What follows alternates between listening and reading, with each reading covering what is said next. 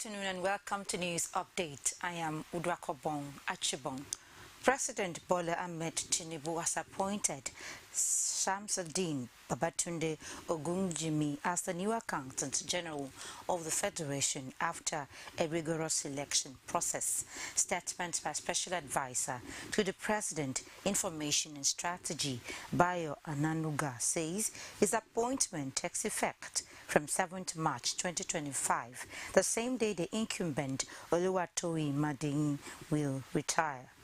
Ogunjimi, 57, was first named as Madeyin's successor last December. A selection committee later chose him through a competitive, rigorous and merit-based process involving directors of account in the federal civil service.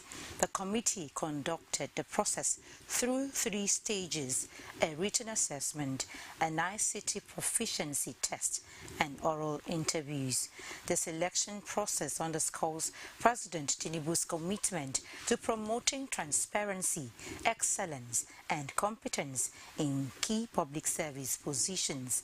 President Tinubu congratulates Ogunjimi on his appointment and urges him to discharge his duties in the service of Nigeria with integrity, professionalism, and dedication to Nigeria's service.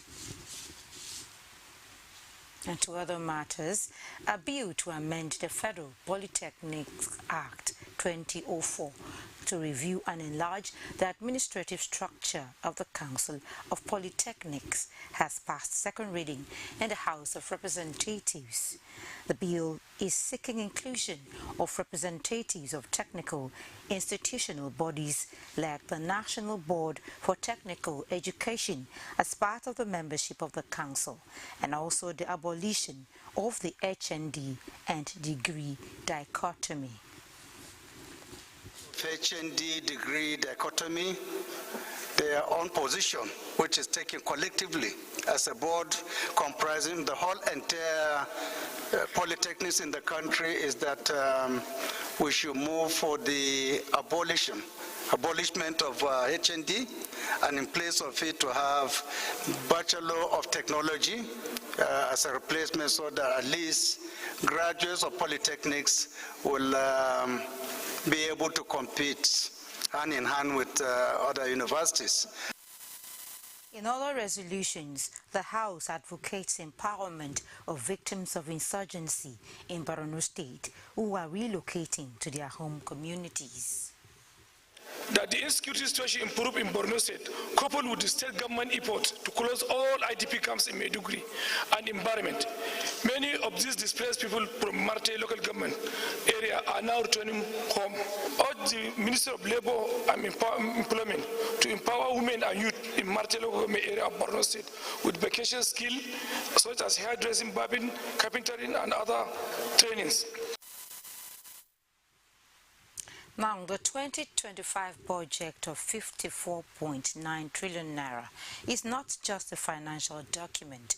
It is a bold statement of intent to a roadmap of economic resilience, social stability, and national progress. This is the assurance from the Minister of Information and National Orientation, Mohammed Idris, at the ongoing ministerial press briefing in Abuja. Salihu Abdullahi Gwanara reports. This is the third session in the year 2025. The government's image promoter set the ball rolling and expressed confidence that this is a deliberate multimedia platform for open engagement on the policies and programs of the government.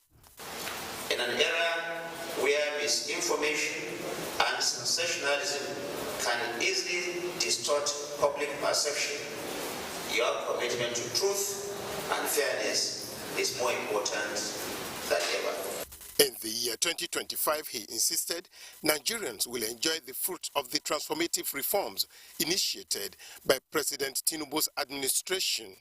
Already, we are witnessing a gradual reduction in prices of foodstuff, which is bringing much needed relief to our people. The budget has demonstrated a renewed focus on security, infrastructure, education, health, soil minerals, agriculture, and other key areas that have a direct impact on the well-being and the socio-economic development of our country. As an important pillar in the democratic development, the media has been reminded to uphold professionalism and avoid sensationalism. We will continue to bring ministers here to engage with you, to let you know what government or this administration is doing. This is the job of the Federal Ministry of Information and National Orientation. We don't construct roads here. We don't build hospitals. But we talk and we engage, and that's exactly what we are doing. As you heard it from the Honorable Minister, this role the ministry has been performing in order to enable the ministry say it as it is, as so far 28 out of the 47 ministers have appeared in the Internal Revenue Service Oladele Bankole Balogun expressed this standpoint when he met with security agencies and revenue enforcers to discuss the new revenue collection and enforcement modalities in the state. Jude Abugu has the details. The security meeting the chairman, Edo State Internal Revenue Service, said is to formalize the Edo State Governor's directive on ensuring that revenue streams and generation in the state are protected. In order to ensure that the revenue that we are growing in Edo State now is not going to be in any shape or form tampered with by any non-state actors. And so His Excellency graciously approved the company, Atalaba Concepts, as the enforcement compliance consultant. He sought the support of the security agencies in clamping down on unauthorized groups or individuals collecting revenues of the Edo State government. I'm saying this for the benefit of the general public, that if you are not authorized by law of this state of the Federal Republic of Nigeria to collect revenue on behalf of Edo State government, you will have yourself to blame. Discussions at the meeting centered road employer, national union, driver from we, you have the right to come and join up.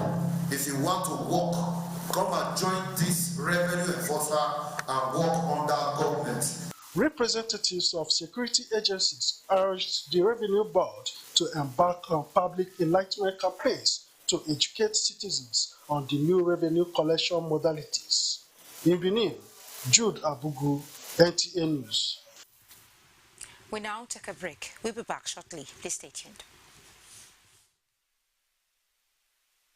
Join us every day on NTA Benin Network Center, Channel 7, VHF. Star Times on Channel 103.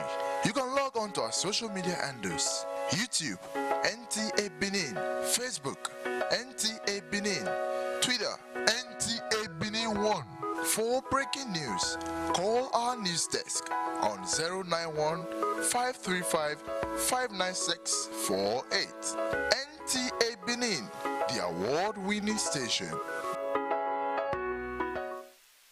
Do you live in Aduawa and environs, or you need a conducive and open field in Aduawa for your wedding receptions, birthday parties, annual ceremonies, family or corporate events in a serene and conducive environment that is close to nature? Then look no further. NTA Benin Aduawa is a place for you. NTA Benin Aduawa has a large field for all your events and ceremonies. Also, at NTA Corporate Headquarters TV Road, we have a state-of-the-art fully air-conditioned ultra-modern hall for all kinds of indoor events with a standby generating set, therefore ensuring uninterrupted power supply. We also have NTA Pavilion for all outdoor events at the same venue. Guess what? Our prices are affordable, locations are easily accessible, venues conducive and highly secured. Our outside broadcast van is available 24 hours and can broadcast your events live. And above all, you can air your events on our award-winning program like Events and Style. And any booking on the field or hall gets a bonus of free news coverage.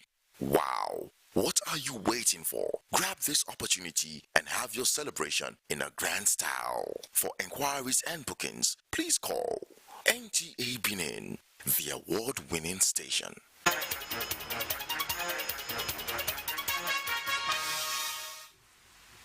Many thanks for staying tuned. Ensuring that women have a stronger voice in shaping policies, making decisions, and driving national development does not only balance the scale of justice, but it is also a necessity for sustainable growth.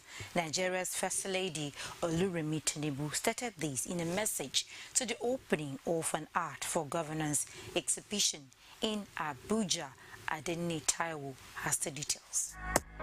In pictures and other visual forms, this gallery offers graphic and chronological highlights of Nigeria's political development, pre- and post-colonial eras, marking the nation's democratic progress.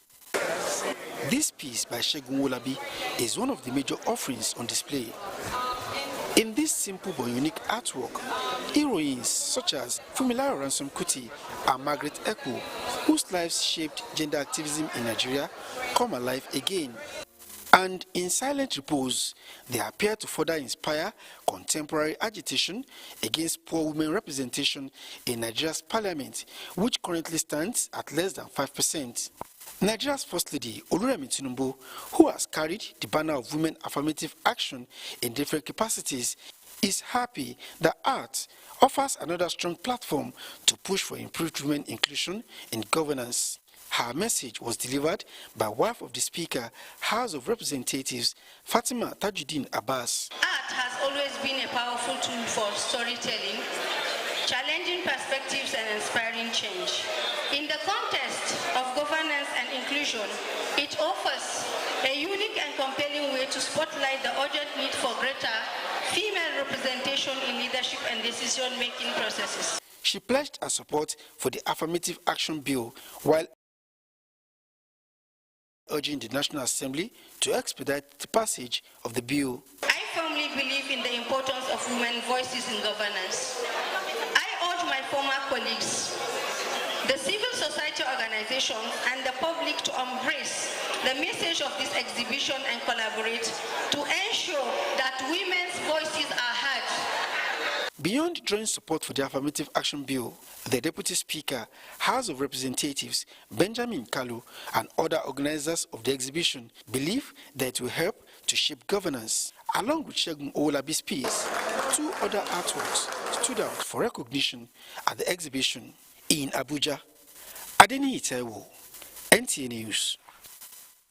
Members of Talakawa Parliament, GRA, Youth Organization, and the Devan Dump communities in Edo State are demanding for justice over the murder of one Efe Ogbeide at Obasagbon community in Owedo local government area of the state. Bukola Urubusi reports that the protesters visited different places to press home their demands.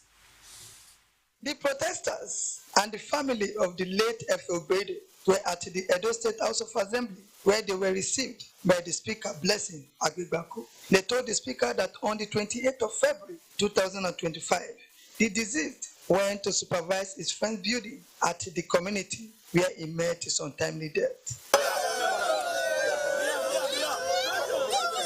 He went to the only ground where he's working legitimately. He was shot at close range and he died immediately. We are here today to seek justice for Efe. The state is against this. The governor is against this. We are going to investigate and fish out the perpetrators of this young man. The protesters were also at the NUJ Press Center. By calling on all assembly, especially security agents, to ensure that everybody should not die in vain. The Department of State Security was another place the protesters visited before proceeding to the state headquarters, Nigerian Police Force. The Deputy Commissioner of Police, Ben Agban, revealed that 3 persons have been arrested in connection with the death. I am telling you, justice in this case will stand. Our job is to ensure justice prevail. Thank you, sir. Thank you, sir. In this case. His family members and daughter described the late Efeogbede as a peace-loving man. The workers he took to the field said they were just walking. They only moved like 4 blocks that morning. They saw some Max boys, about 2 of them, they came in with a bike. Being that he does not hear where, they didn't hear where they were shooting gun. So they now ran into one house where they kept their cement. They moved after him and shot him dead right there. Efe is very hardworking, even with that speech impairment. Efe can still do 1 or 2 to make sure he's able to put food on his family's table. So now we are just begging the government to please help us seek justice for his death. He's the best father I've ever seen in the world. The best father I've ever seen. Mr. Efeogbede died at the age of 42. In Benin, Bukola Urubusi, NTA News. And talking education, in a bid to garner knowledge outside the 4 walls of the school and widen their knowledge base, pupils and students of Helen Ben International visited NTA Benin transmitting station at Duawa on an excursion. Gabriel Osagi reports. The excursion offered an opportunity for the pupils and students, accompanied by staff of the school, to be shown around the various departments and what they do to ensure the day-to-day television services. Helen Ben International School is more than just a place to study. It is a place where memories are made. When you hear news, what do you understand to be news? Because NTA is about news and programs, and you are in the news department. Like we are in Benin here, we are concentrating on what is happening in Edo State. The function of the transmitter, it receives your audio signal and your visual signal from the master control room. At the end of the video and audio mixer, we get signal from the transmitter that converts, this equipment converts it into video and sound.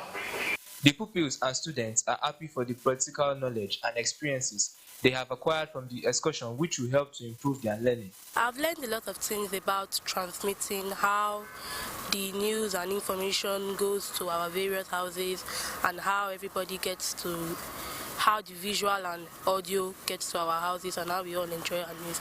Journalists are the watchdogs of the society. They come to the society and send messages to the governors and presidents. NTA being the ones responsible for transmitting news and other entertainments too. I feel good, I feel great. I'm excited from being NTA Benin today. So we bring them to NTA for them to be enlightened more on, to know more about mass communication. So I expect those of them that they want to do it as a career to be able to learn about it, so that they'll be able to choose when they are of age. Our aim is to make future leaders. So we want to make the society a better place for everyone to be convenient and comfortable in. Helen Ben International School. 20 to 30% of women having basic knowledge about HPV, thereby making the country to have 14,000 new cases and 8,000 deaths annually. These figures are the reason for the continued push for the awareness and this gathering of experts to hold Nigeria's first International Awareness Day is one of such moves to getting involved. The efforts at eliminating cervical cancer globally entails 3 stages, the 90, 70, 90. The next thing is for those that might have been exposed to the virus, ensure that they get screened. In the clinic, you see most of our women coming in the advanced stage of the cancer, stage 3 and stage 4, because they don't screen.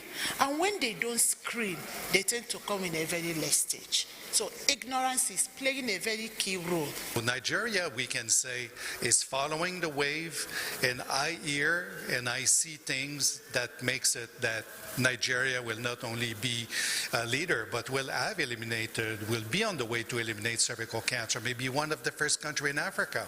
The introduction of HPV vaccine into Nigeria's national immunization program in 2023, targeting girls aged 9 to 14 years, is commendable. However, it is still relatively low, with efforts ongoing to scale up vaccination campaigns, especially in rural and underserved areas. The way out of HPV in Nigeria, therefore, lies in a comprehensive, sustainable, and collaborative effort between the government, healthcare providers, communities, and international partners in the areas of vaccination, screening, education, and strengthening of healthcare system. Haman Jabani, NTA News.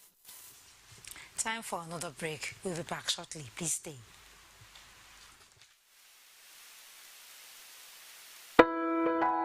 Join us every day on NTA Benin Network Center, Channel 7, VHF. Star Times on Channel 103. You can log on to our social media handles: YouTube, NTA Benin, Facebook, NTA Benin, Twitter, NTA Benin 1. For breaking news, call our news desk on 091 535 59648. NTA Benin, the award-winning station.